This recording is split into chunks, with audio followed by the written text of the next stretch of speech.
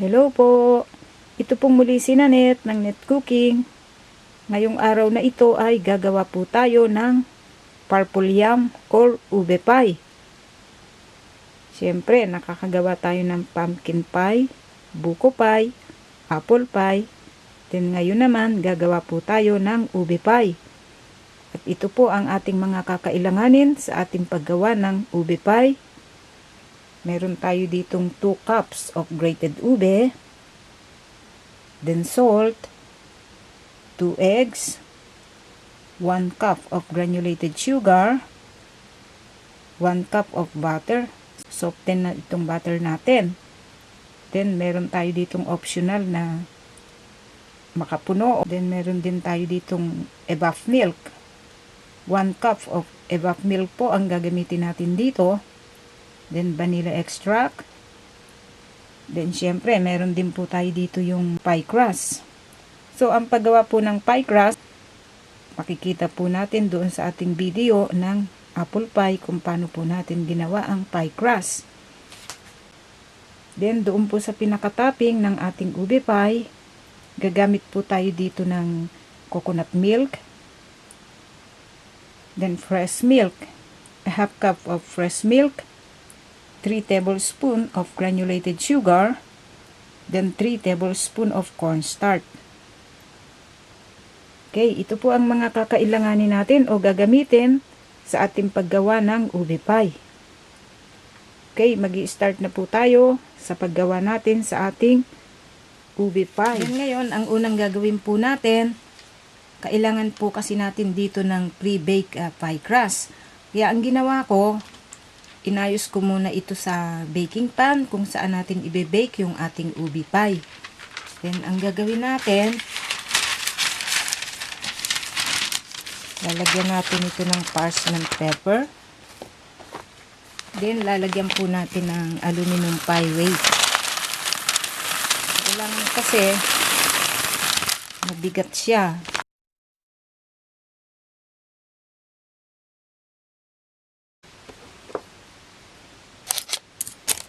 Kung wala naman tayo nitong aluminum pie weight, pwede rin po yung dry beans. Ang importante, may mabigat dito sa pinaka-ibabaw nung ating ibe-bake na pie crust para nun hindi mawala sa forma o hindi masira yung shape nung ibe-bake natin na pie crust. Kasi kung walang mabigat, lolobo siya. Okay, ibe-bake na po natin itong ating pie crust. Then, gagawin naman natin yung ating ube pie o yung peeling para sa ating ube pie. Then, ngayon po ang susunod na gagawin natin. So, itong butter at saka itong sugar, paghahaluin natin. Then, ibibit natin ito.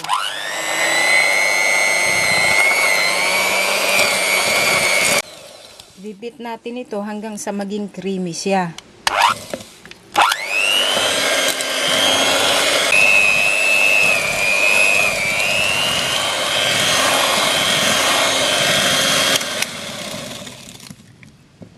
Then, okay na po itong ating sugar and butter mixture.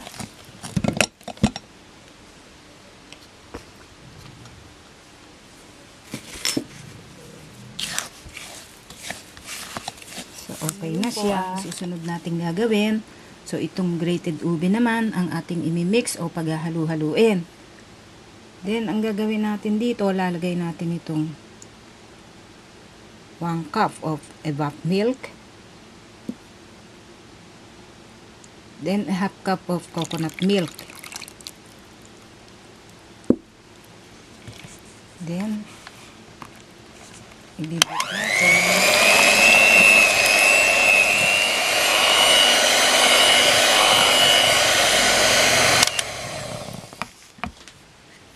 Then, dito po, ilalagay natin itong ating 1 teaspoon of vanilla.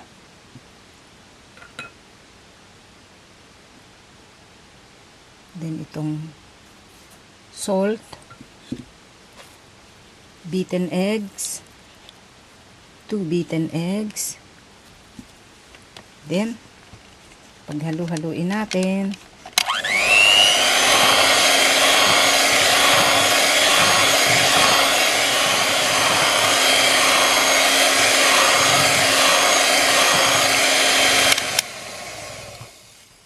Then, okay na to. So, ang gagawin natin ngayon, then, ilalagay natin itong ating ube mixture. Yung ating purple yam. So, ihahalo natin dito.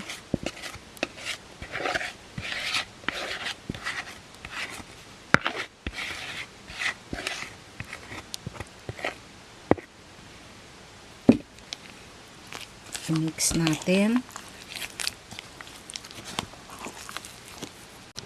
Then dito, i-add na po natin yung ating makapuno.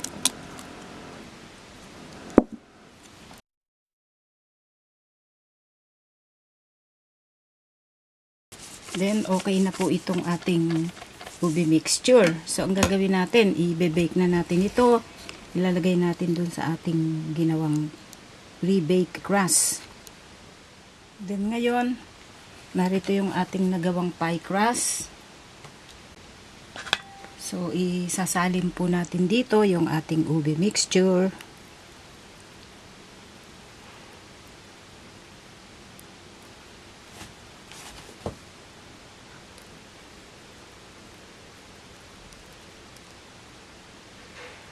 Okay. Then, ngayon na isalin na po natin dito sa ating pie crust yung ating ube mixture. Then, ibe-bake po natin ito for 180 Celsius. So, 350 Fahrenheit for 35 to 40 minutes. Okay.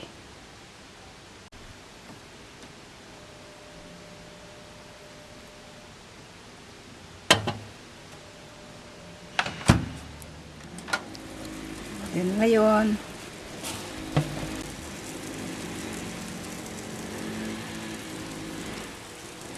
then, hahanguin na po natin. Na gagawin po natin. So, meron tayo dito yung coconut cream. Then, 1 cup of evap milk. 3 tablespoons of sugar. Granulated sugar. 1 teaspoon of vanilla extract. So, ito po yung pinaka second layer dun sa ating ube pie o yung pinaka toppings doon sa pinaka itaas ng ube pie natin. Then, ang gagawin lang po natin dito, haalagaan lang natin ng halo. Huwag natin titigilan ng paghalo para hindi siya manikip. Then, pag kumukulo na to, lalagay natin yung cornstarch para mag-thicken siya. Then, ngayon, kumukulo na. Then, ang gagawin po natin ngayon, halo natin yung cornstarch. Then, haluin natin mabuti. Then, ngayon, narito na po yung ating ube pie. Ang gagawin natin, lalagay po natin dito sa pinaka-top nito yung ginawa nating topping.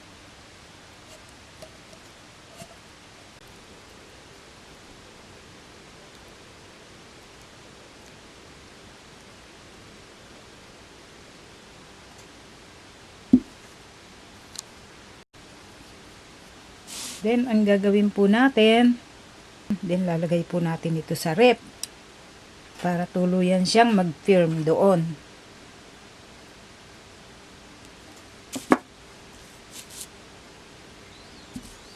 Okay. Then, ngayon, narito na po yung ating ube pie. So, itry po natin i-cut.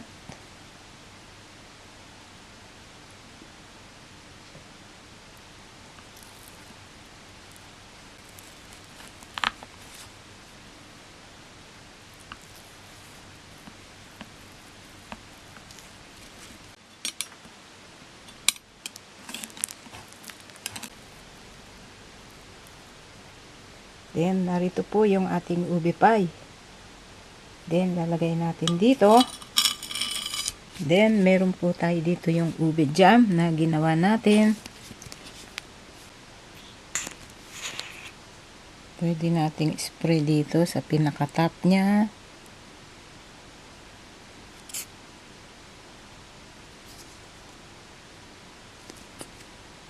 Yan.